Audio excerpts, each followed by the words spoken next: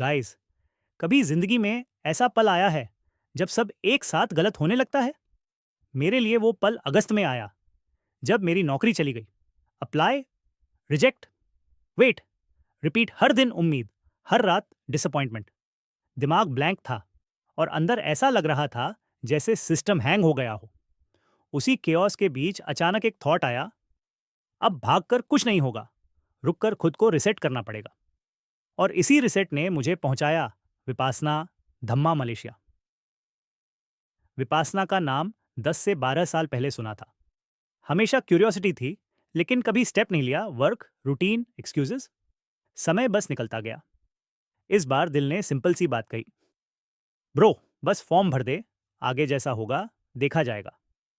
मैं धम्मा ऑर्ग पर गया, फॉर्म भरा और सिर्फ 72 घंटे में कंफर्मेशन आ गई। 29 अक्टूबर से 9 नवंबर, ईस्ट मलेशिया, धम्मा मलेशिया।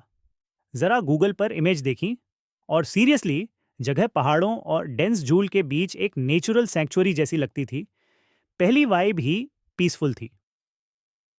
सच बताऊं, मेरी सबसे बड़ी चिंता मेडिटेशन नहीं थी, फोन छोड़ना था। मैं वो इंसान हूं जो सुबह उठते ही व्हाट्सएप, इंस्टा, फेसबुक खोलता हूं। नोटिफिकेशंस ही मेरा डिजिटल ब्रेकफास्ट है। लेकिन लगा शायद यही डिटॉक्स चाहिए। 29 अक्टूबर की सुबह, 5 से 6 कपड़े, टॉयलेटरीज, थोड़ी हिम्मत और खुद को बदलने की इच्छा लेकर मैं एयरपोर्ट निकल गया। सोचा 10 दिन सिंपल खाना मिलेगा, वेट लॉस भी होगा। तो पहले एक अच्छे रेस्टोरेंट में सॉलिड खाना मार लिया, मूड सेट हो गया। 2 ग्रैब राइड्स के बाद पहुंचा धम्मा मलेशिया। और हॉनेस्टली लगा जैसे किसी शांत माउंटेन रिट्रीट में आ गया हूं। फ्रेश हवा, जंगल की हल्की आवाजें और एक वाइब जो दिल को तुरंत रिलैक्स कर दे। रजिस्ट्रेशन डेस्क पर मेरा नंबर आया और सामने से एक काम सी आवाज, please deposit your phone, wallet, passport and any food items. उस एक लाइन ने ही पूरा सिनेरियो बदल दिया। उसी पल समझ आया, ये सफर शरीर का नहीं, माइंड का होने वाला है। मेरा छोटा सा कमरा मिला, सिंपल बेड, छोटी desk, attached washroom, zero distractions, minimal comfort. और यहीं शुरू हुई मेरी कैदी नंबर S2 वाली विपासना लाइफ। शाम 6 बजे ओरिएंटेशन, रूल्स, रूटीन, एक्सपेक्टेशंस। और फिर शुरू हुआ नोबल साइलेंस। रात को कमरे में वापस आया, फोन नहीं, आवाज नहीं, लोग नहीं, कोई एस्केप नहीं, बस एक ओवरलोडेड माइंड और बाहर झिंगुरों की आवाजें। पहली बार साइलेंस इतनी लाउड लगी। विपासना कोई रिलीजियस रिचुअल नहीं, ये एक मेंटल ट्रेनिंग टेक्निक है। यहाँ कोई मंत्र नहीं, कोई चैंटिंग नहीं, कोई विजुअलाइजेशन नहीं, बस एक स्किल, ऑब्जर्व करो, रिएक्ट मत करो, चाहे सेंसेशन प्लेजेंट हो या पेनफुल। सब टेम्पररी है। हम सफरिंग इसलिए क्रिएट करते हैं क्योंकि हम रिएक्शन में जीते हैं। 10 दिन, 100 से अधिक घंटे meditation, no talking, no phone, no books, no eye contact. ये लाइफ का अल्टीमेट रीबूट है। स्केजुअल, पहला दिन देखकर ही डर लग गया। पहली रात जब स्केजुअल समझ आया, लिटरली शॉक लगा। सुबह 4 बजे बेल, 10.5 घंटे मेडिटेशन, लंच 11 बजे, डिनर सिर्फ फ्रूट्स, ओल्ड स्टूडेंट्स को सिर्फ नींबू पानी। मन में बस एक सवाल, मैं शांति ढूंढने आया हूं या ट्रेनिंग कैंप में? दिन 1 से 2, माइंड बनाम मी। साइलेंस शुरू होते ही माइंड विलेन मोड में चला गया।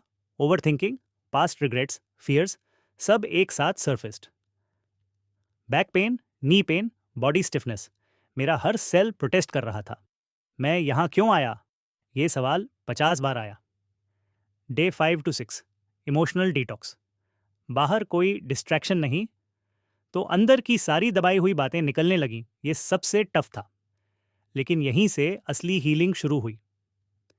Day 7 to 8, the first peace, mind थोड़ा शांत हुआ और पहली बार समझ आया, प्रॉब्लम दुनिया नहीं, हमारी रिएक्शंस हैं। Day 9 to 10, silence becomes home. शुरुआत में जो साइलेंस टॉर्चर लग रही थी, आखिरी दिनों में वही कंफर्ट बन गई। ईयर्स के बाद माइंड इस हद तक क्वाइट था। हर रात 1 घंटे का गोयंका जी का डिस्कोर्स होता था। वही दिन की अंडरस्टैंडिंग को कंप्लीट करता था। 10 दिनों में कुछ चीज़ें क्रिस्टल क्लियर हो गईं। Pain, pleasure, attachment all temporary हैं। हर सोल के लिए गुडविल रखना चाहिए। इक्वानिमिटी पॉसिबल है। हर सिचुएशन में साइलेंस एम्प्टी नहीं होती, आंसर से भरी होती है। विपासना ने सिखाया, स्टेप बैक करना कमजोरी नहीं, स्ट्रैटेजी है। जब अंदर स्टिलनेस बनती है, तभी बाहर क्लैरिटी दिखती है। अगर कभी लाइफ बहुत लाउड लगे, अगर माइंड भारी लगे, अगर आप अपनी ही सोच से थके हुए हों, तो एक बार विपासना ज़रूर ट्राई कीजिए। हो सकता है आपको वही मिल जाए जिससे आप हमेशा भागते रहे, खुद से मिलने का मौका। और शायद ये मुलाकात आपकी पूरी लाइफ बदल दे। मैं हूँ कॉर्पोरेट मंक। अगर इस कहानी ने आपको थोड़ा भी पॉज करवाया, थोड़ा भी ब्रीथ करवाया, तो समझिए चुप्पी अपना असर दिखा रही है। मिलते हैं अगली कहानी, अगली सीख के साथ।